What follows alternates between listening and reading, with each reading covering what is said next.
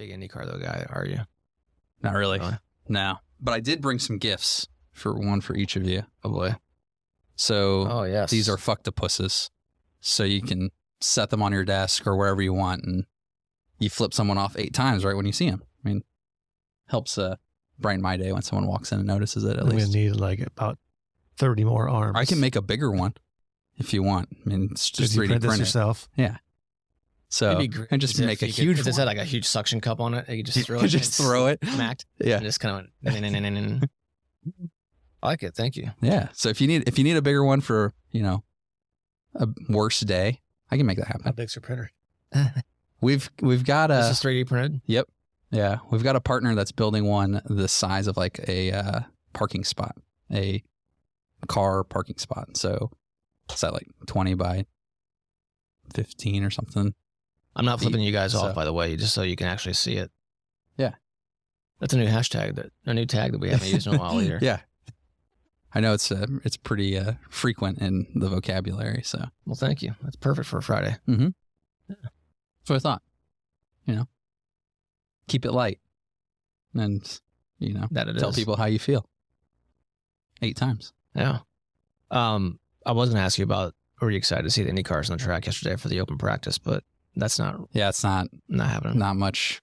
I don't do much into racing. I've thought about trying to get more into Formula One, and there's the whole Drive to Survive on Netflix. Right. Everyone says like if you're going to want to get into it, it's a good show to watch to kind of, but it's just not. Well, if you liked Full Swing, I think you might like it. Yeah. There's the common interest of golf and Full Swing helps out for me though. So like I'm not much into the world of sports ball in general, basketball, football, any of that. So golf and being a nerd is basically what I got locked down. I don't follow F1. You're a pro nerd. Most days, yeah.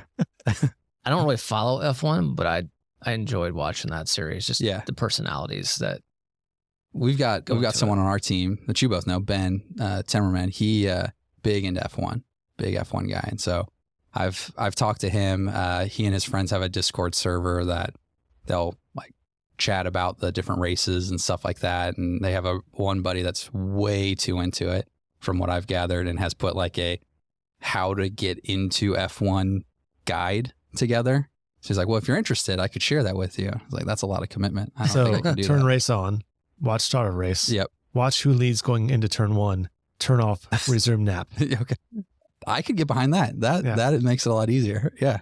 That's fair. What's the percentage of whoever leads the first lap wins the race in F1? I don't know. But I think I would probably, I love the technology of F1. I like the manufacturers that are in F1. But whether it be F1, IndyCar, any sort of open wheel racing, the road courses and even some street courses are just like, to me. Some are really good. Some I just don't think are conducive to racing. Like Monaco is like hollowed ground for the race, but it's from pure racing perspective, not very good racing. Very few passing points. And of course, being an Indy guy and growing up with the 500 and IndyCar back in the day, it was such an oval racing series that's just, I guess, when you're raised watching something, you're sort of ingrained with that. Yeah. But even non-oval people will then counter argue that, oh my gosh, oval racing is so boring. They're literally just going in left turn circles. Yeah. It's like, I get it, but there's also really good racing in that as well. Yeah. It's just a different aspect of it. Yeah.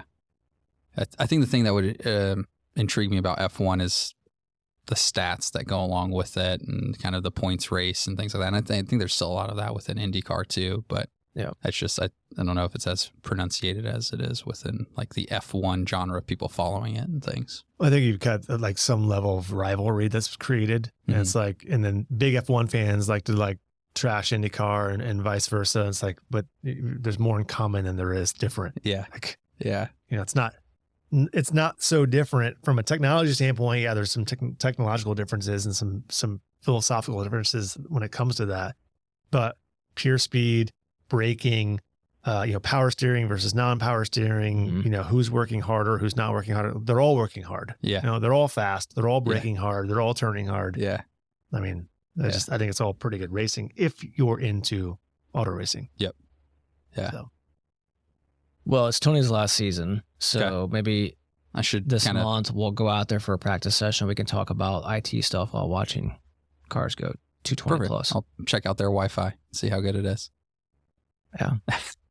I don't know who runs IMS's Wi-Fi, but maybe it's an opportunity. It's not me. I can tell you that much.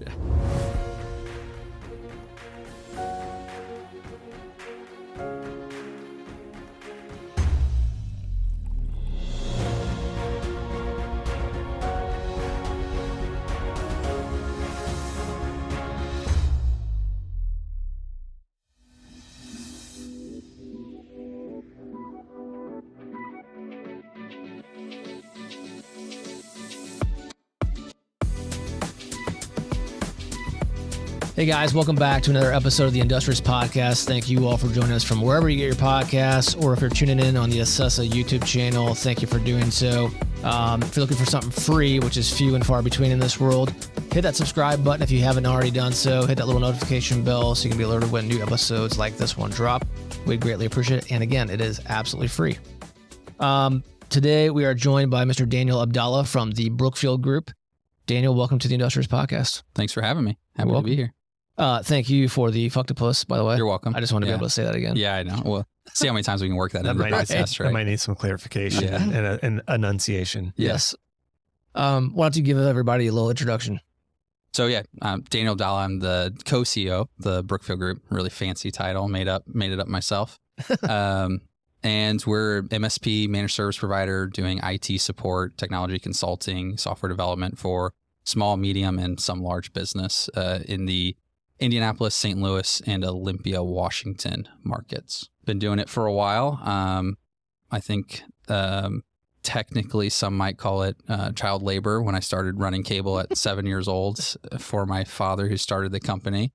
Did that for a while, worked through high school, so kind of been in the IT world for a while. Went and got an electrical engineering degree, went and worked out in industry for a little bit, decided I wanted to be maybe more involved in building a business than being an engineer in a chair. And at that point, the Brookfield Group had done a handful of acquisitions, and we needed to maybe focus more on some of the engineering and solution architecture that we need to bring for our clients as things were changing.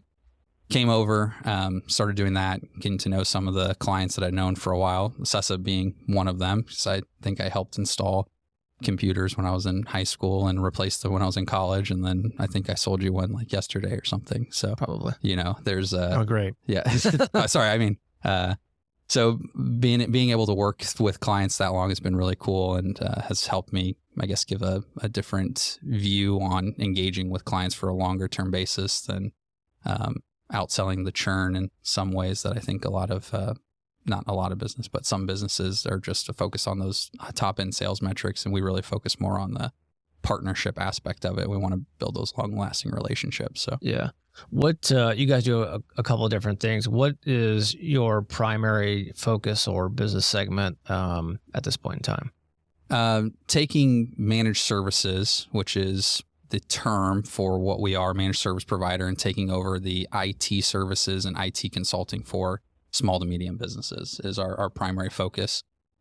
We have added on different skill sets over the years, adding voice, software development to round out the offering. So that way companies have one throat to choke, one hand to shake when they come to us, whether that's us doing it internally with our people, our product ourselves, or is that finding the right partner on behalf of a client and bringing it together, putting it on one piece of paper so it's a smooth and easy engagement. Yeah.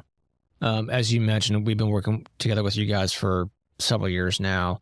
What I want to really focus on with this episode was if you were going to talk to someone starting up a business today, IT is a fairly broad topic these days, but even in an industrial segment, vastly important. Yeah. Not just for running the business, but maybe also how they go to market, depending on what it is they do.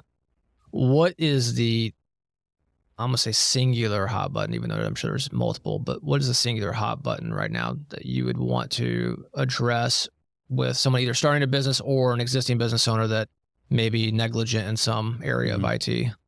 Yeah, I think there's kind of two things that go together there, and it's productivity and security are the two pieces. I mean, we were actually joking about it when we came in, and you even brought it up. is like ChatGPT, right? How can AI and this new world of conversational AI models be brought into help make people and employees more productive, do more with less? In some ways, how does it help someone kind of maybe punch above their weight class on how they speak, how they interact with a client or a customer? A lot of really cool things with that. Everyone's jumping onto it. Microsoft did a huge investment into OpenAI, the creators of ChatGPT, which is probably the biggest hot button conversational AI right now. And they're bringing that into the Microsoft product suite, and they're calling it Copilot. It's starting in one small segment. It's going to be moving to Teams, Office 365, helping to be more productive, more engaged. But what does that mean from a security standpoint, especially in the world of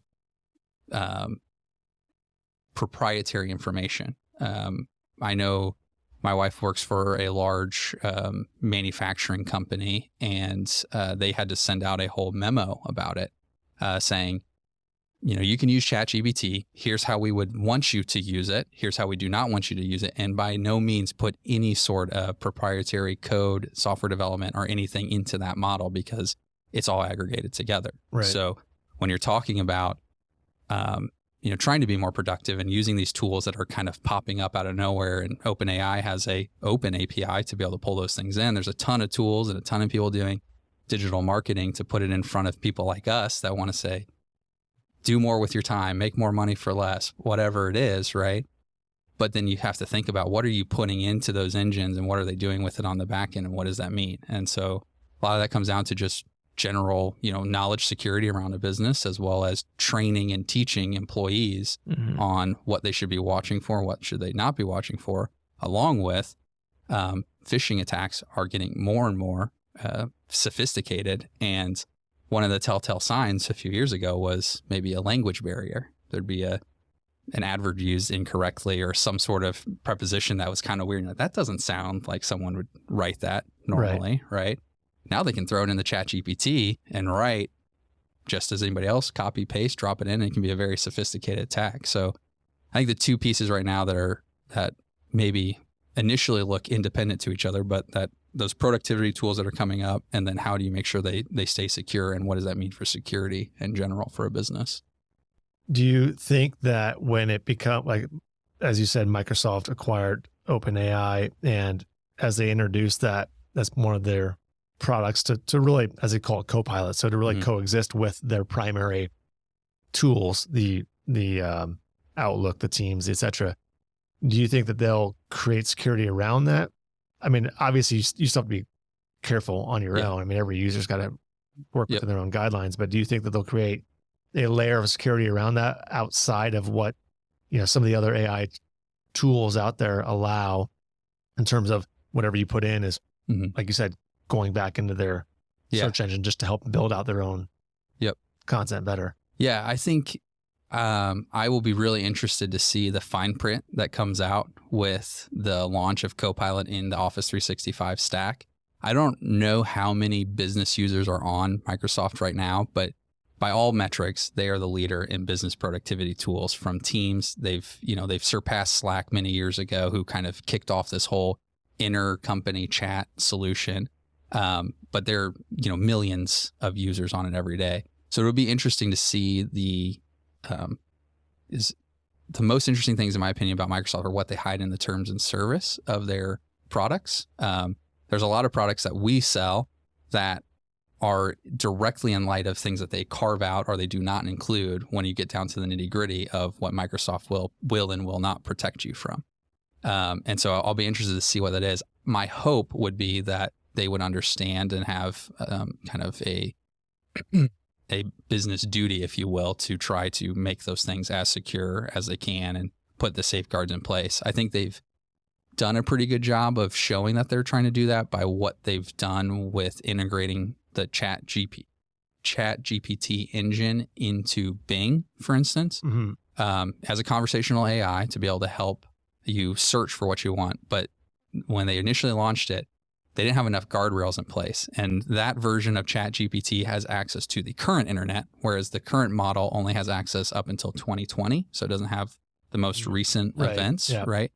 how it integrated with Bing does. And when it first went live, the people that got the early preview, there was some wild stuff that people were being able to kind of break the bounds, if you will, of it, and being able to have it either give them information that was really weird or coming back with some interesting conversation or interesting worldviews on things. And that's because it has access to the open internet. And so what they did to combat that was they actually just limited how many questions you could ask it about a specific topic. So instead of being able to just go and, you keep asking questions to skirt around, okay, well, I hit a wall here.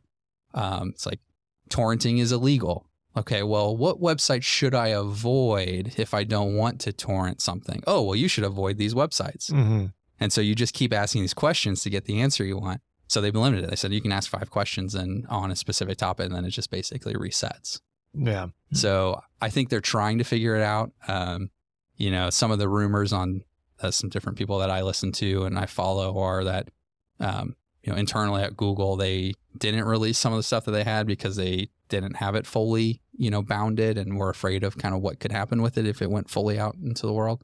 Part of me feels like that's a bit of a PR stunt, but I'm excited by it in general. I use ChatGPT. I've used it to save me time on a lot of different things, from writing an email to kind of reviewing. Used it the other day to create a job description, just help me go through and do it, and just save me 10, 15, 20 minutes. And so there's definitely a lot to have, a lot of benefit to be gained from it. And I'm very excited about what they're looking to do with Copilot inside the Microsoft 365 stack. I think it'll be really interesting. Yeah, it is cool. I mean, whether it be ChatGPT or which I've used for only maybe a few days now, to not even a week, to Jasper, writing content for marketing, things like that. I mean, just yesterday, I was using ChatGPT for the newest one, and I actually used it instead of Googling something and that I'm researching and then going through and finding the hits that help me answer the questions I have. Yeah. I actually just typed in, write me an article on why I should do this. Yeah. Like investing in XYZ, for example, like the benefits or the tax offset. And it just wrote me about a 5-6 paragraph article that I was like, okay, I feel like it just aggregated all that I would be searching through on the internet. Yep. And now I have it in one article, and I could just copy and paste that over Mm-hmm. and save it if I wanted, which I thought was really cool. Yeah. Now, and I also know that you can you can show it images and it'll sort of decipher and give feedback on that. Like I can take a picture of 4 ingredients and it'll tell me all the things I can make with those 4 ingredients. Yep. Now, I'd like the next iteration to be, I show a picture of ingredients and like it teleports already made food onto my kitchen table. Like ding in the kitchen, it's done. Tell me when we're at that Jetsons experience. Yeah. Jetsons is a cartoon, by the way, from the old days. You probably were too young for that. I think I remember reading about that once. Yeah, probably. Yeah. You should put it, you check AI on that. Yeah, you can Google that. Okay. I'll use my AI. Yeah. Yeah. I think that show was off the air before he was born. That's what I was referencing. We had Boomerang. I'm familiar with at least that. Yeah. What goes around comes around. Yeah, exactly. Yeah. Just Yellowstone Park or Jellystone Park or whatever that with the bear. Oh boy. Yeah. Yes. Yogi. Yogi. Right? Yeah, Yes. that one. Yeah. I just know Smokey, so I don't know. The bear or the guy from Friday? Well, I mean, no comment. Chris Tucker called. Yeah. I was in a meeting yesterday and we're talking about AI in general, and one of the questions came up, and you kind of touched on it a little bit with your comment about Google, and that is, it's going to be really interesting to see how AI, which is evolving at warp speed, where the companies that are in that space, whether they be the behemoths like Google and Microsoft, or I don't want to say startups, but I guess you could say startups, where the line comes in on business ethics and morality, and where governments come in on regulation. Mm-hmm. Because if you go back, you don't even have to go back 10 years. You could go back more recent than that and watch like sci-fi movies where they're using AI as sort of a theme of something that doesn't exist in the real world. It's just in Hollywood on the movie screen. And you're like, oh my gosh, like those are prophecies. Like they're coming true. And at one point you suddenly have like tens of thousands of robots coming in, like war fighting machines coming in. Like it's, like they're a bunch of droids or something. It's like, there's, if you were in the Wild West and there's no regulation, like that's a reality. Yeah. robots exist. Those things could actually be real. Where do agents, whether it be governmental agencies or just businesses in general, draw the line of creating some sort of rules of engagement? Mm-hmm. Yeah. Yeah. It's, you bring up the movie, the two movies that always pop into my head whenever I think about these kind of things. Minority Report, which I think was one that, touched on a lot of these different things, and some of the stuff, I can't remember the last time I watched it, but like, oh, well, that's not, some of these things aren't too far off anymore. Right. And then iRobot, right. Just everything. And so the one that really, the combination together that really scares me is Boston Dynamics. If you're not familiar with them, they have a terrifying robotic dog. And ChatGPT having some sort of monster child together, right? And we getting trampled by That's what I was just thinking dogs. about was our last episode with Marco from Chefla talking about the automated equipment and how production lines are obviously moving to more automation. But when you take the robotic aspect of that and marry that with AI, then what happens is these robots start to have a mind of their own based off of AI. I mean, I have one word: Avengers. Yeah. Right. Like, yeah.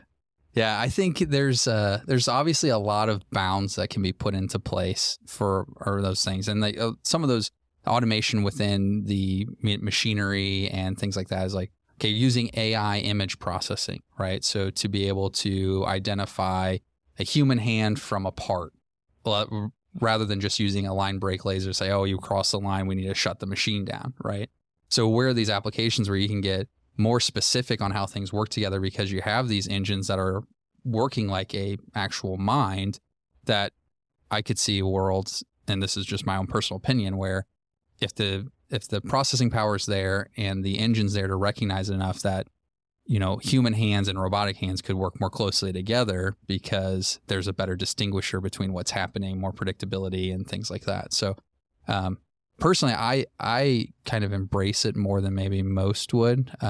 I'd like to see more, just from a personal perspective. The more I can use a tool or a robot or some sort of software technology to make my job more consistent or easier, or train my people better, or reduce errors, are all things that are interesting to me. But I think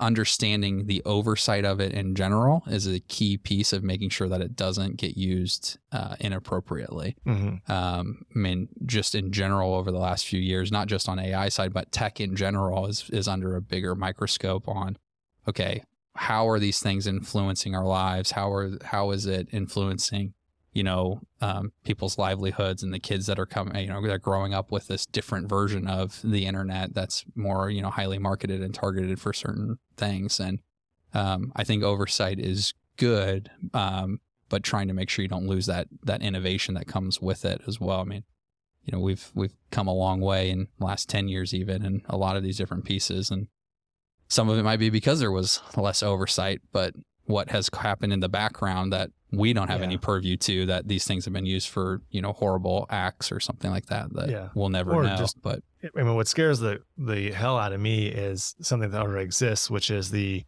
can't think of the word off the top of my head because I'm too tired, but like the overlay of someone else's face on deep fakes. Thank you. Yep. Deep fakes. Yeah. Like, yep.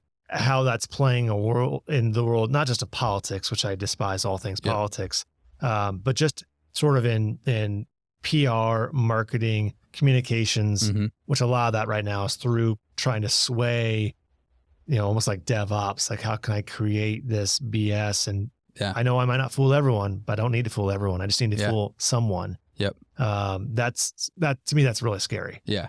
And what the consequences can be on that. Yeah. I think that coupled with a language model like ChatGPT, where you can say, I am talking to the controller of a manufacturing company based in Indiana, and I want to send an email to them as a vendor posing to update our billing information. Yeah. Write me a script on what to say to them, right? Now, you would have to word it correctly, because I think there's probably some bounds in there that the ChatGPT engine is trying to look for words to say, oh, no, we can't do that. But if you break that prompt into multiple small chunks and you do 3 or 4 different questions, you can probably get the answer that you want. You couple that with going to an AI image generator, and you say, I want to create a logo for a, fictitious, vendor, have it come up with the logo, the name, the title, an email address, all of those things you can do and never spend $1 on, right? Mm-hmm.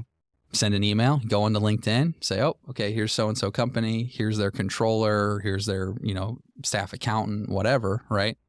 And you send them the email. Send it as a text email, you send it as a fully set up email address. You do all of these things that traditional security tools aren't going to catch it. There's no malicious file embedded. There's no malicious email set up. There's nothing along those lines. It's probably going to make it through unless someone reasons like, this is really weird, or if the controls aren't in place internally for someone to say, okay, well, it's a new vendor. I need to get cleared by this and talk to whoever, right?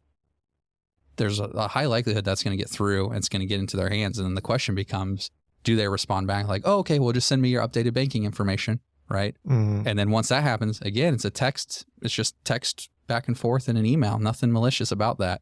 But the act of it and how they got there used all these different tools that are readily available now. Those are the things that that scare me, because quite honestly, I don't have a silver bullet to protect against it. I don't have something to do other than trying to train the person sitting at the keyboard better to understand it and trying to say, here's what are some controls and policies that we may need to talk about putting in place. There's nothing that can stop it immediately unless they screw up somewhere and they make it look malicious or they do whatever. And that's where on the other side of it, you have these tools that are starting to realize, okay, is this AI generated? And they're looking at how things, essays and things like that are like, so does that start to get integrated to the front end of a spam filter or something like that to start combating the AI that's being used? But those simple things. We're circling back to the security topic. If you were advising a new customer or client on, or someone starting up a business, what security pieces should they have in place? What are those things? Yeah, so I think the core one's always a good antivirus, anti-malware. Something that we've added on recently is an endpoint detection and response. So it's like a managed piece where it's watching for hacker footholds and seeing what happens to be able to do it. That's something that's great. And then a robust email security platform, not just from the standpoint of like spam filtering, but intent and sentiment analysis on it. So how is someone talking to you? How do you talk with them normally? And watching those things.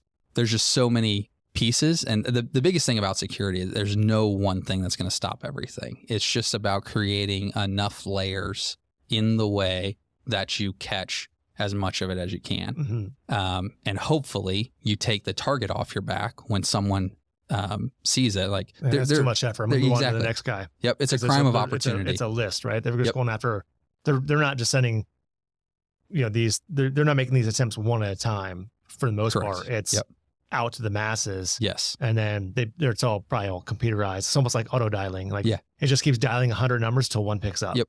Yeah. Yep. It's, you made a comment about training and education, mm-hmm. and it is all about educating your people over and over. With repetition. Mm-hmm. And it's like, it's no longer the threat of, hey, I need you to go keep this a secret and go get me $500 worth of gift cards. Yeah. Like that is like elementary these days. Yes. Yeah. My question to you is, we are moving more and more into electronic payment, both receipt and mm-hmm. making electronic payment, like ACH, for example. Yep. And as recent as this morning, we had a customer call and say, hey, can you send me your making information so that I can pay you by ACH? Yeah. And it's like, okay, we have that drafted on a letter that has our, account number, routing number, bank name, all that good stuff. And then you either fax that to them, mm-hmm. you email it to them. What's mm-hmm. faxing? Well, fax by email, I guess. Yeah. Right, like depends on who the recipient is. Like, how do you outside of having a secure email service, mm-hmm. which then would require the people on the other end to have some sort of a login, which is not the most convenient for them.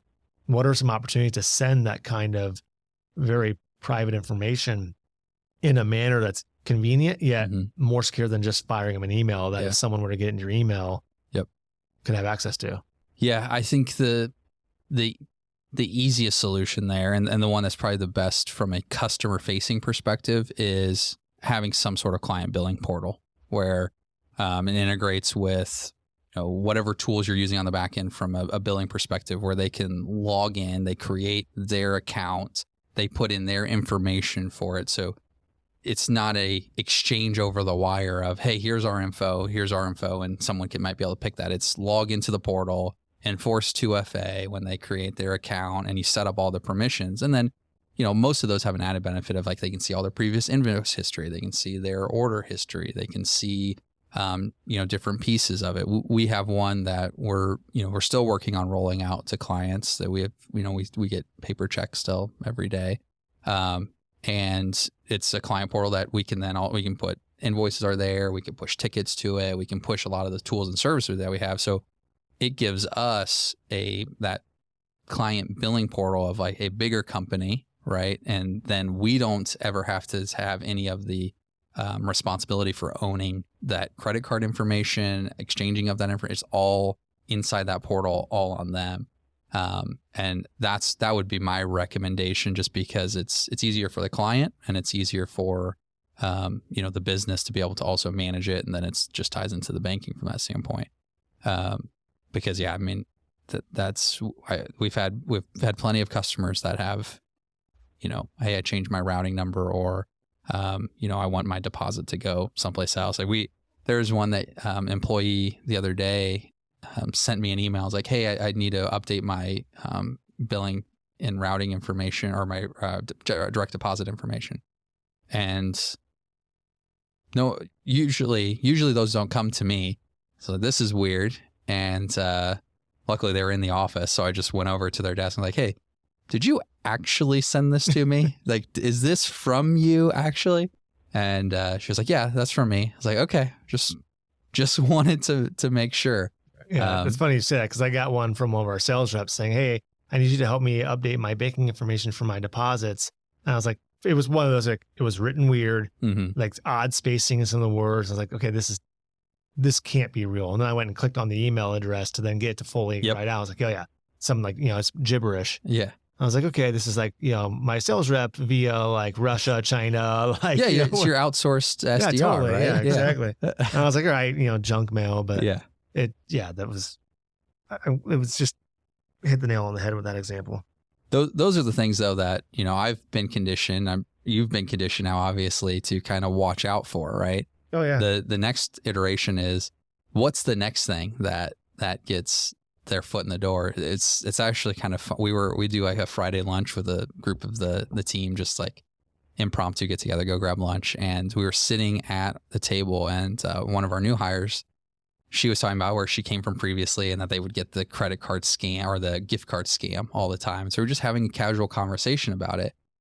While we were sitting at the table, she received a text and said, hey, are you free? Can you give me a call? I've got something important I need your help with. Signed, Daniel Abdallah. It's like, sweet, I've made it. They're impersonating me now. Right. I'm important enough to be impersonated. But it was so strange that we're just having this random conversation sitting right there, and she received that message. And so, we blocked the number or whatever. The next week, same lunch, same time, talking again, and received another one, signed Fatty Abdallah, my dad. I was like, what is going on? So I'm convinced there's someone screwing with her that was at that lunch table now. I just haven't been able to pinpoint who it is. But the first one I was like, wow, that's really weird, but that happens. I think the texting is the one that's probably the most annoying to me now. I get those all the time. I don't know about you too. All the time. It is so frustrating. Sometimes they just say, hi. Yes. I'm like, yeah. Every now and then I get one with like a photo that I shouldn't have. I'm like, I don't know who this is, but like one of two things is going to happen. My wife is going to see it and be like, who are you getting photos from? Yeah. I'm like, I swear this is like some spam. Yeah. Or it's going to be something where someone's going to come back like, we need to look at your history. You deleted this. You've got like, child porn on your phone or something like. It was just a text. The ability with deep fakes and technology to put someone at a scene of a crime that they weren't at, and then for them to defend themselves if they're suddenly on tape. Yeah. Because you can't, how do you know if it was real or not? Like it's, that guy is what freaks me out a little bit. Yeah. Yeah. It's a I think there obviously with any piece of technology, there's always, a danger to it, right? Any computer can be used maliciously. Any cell phone can be used in a way that it shouldn't. But right now, the ability to do things has been brought down to a level with some of these conversational AI where people, how do I fix this bug in my code? Or how do I write this script? Or how do I do these things? I think in that light recently in the media, maybe not general media, but in the media that I surround myself in, which is tech world, there's this kind of almost like a kid's toy. It's called a Flipper Zero. It's this little battery operated microcontroller that can read like RFID cards and Wi-Fi and sub-gigahertz frequencies and all these things. So again, if you have a non-rolling code garage door opener, you could sit outside someone's house when they open up the garage door, pick up the code, and then be able to open and close your garage door, right? But it's kind of like a hacker educational tool. It's a very successful Kickstarter campaign. They shipped it out. They did all the piece of it. And it on social media, it all of a sudden became this thing that was like super nefarious. And people were blowing what it could do way out of proportion. And at the end of the day, sure, it can do these things, but the stuff that it can do has been available since, like DEF CON, like 2007. They came, a prominent hacker there showed off a product that he built, which is called RF Box, I think, that could steal your car key fob information and be able to emulate your key. And so all these things are out there. They're just not in the same light that they are. I would personally love for a 16-year-old to grab one of these Flipper Zeros and show me a hole in a very innocuous way of saying like, oh, hey, your door was unlocked effectively. You should go fix that by using this little toy, rather than a person with a specific purpose do it. So some of these things that are happening now, I think will also start to help us understand how we should protect against the future and what, just open doors we have laying around everywhere, because we have people that are maybe not trying to do anything nefarious or wrong. They're just exploring.